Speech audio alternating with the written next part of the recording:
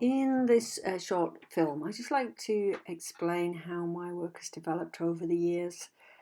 I used to work a lot with collage papers when I was living and working a lot in the south of France and in Greece. So I collected many papers along the way.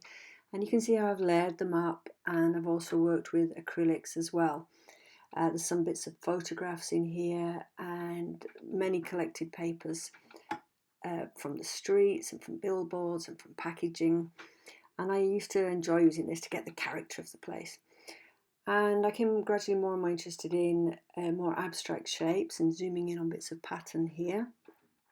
And um, then I came back to the UK and started to focus more on the urban shoreline of boats and harbours. And you can still see the distressed effect that I used on the buildings, but I'm now using on the boats here. So you can see looks like the paint's dribbling, and there's always that love of the decaying and the rusting and layers of paint and papers. And I became more interested in the abstraction of boat shapes and the tankers. It's very much like the buildings. So you can see here it's not so clear, but it's more about the shapes and dramatic compositions rather than it being about a boat. And then I started to paint a lot more, so you can see on here is much more paint rather than collage, but still often using collage as a starting point.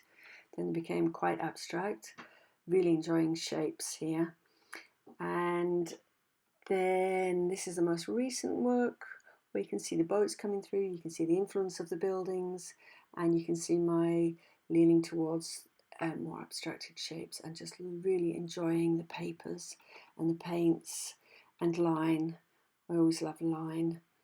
And this is the most recent work coming up for the last couple. And you can see it's almost like I'm zooming in on bits of those earlier buildings and just focusing on a small area. And the last couple are from the allotments.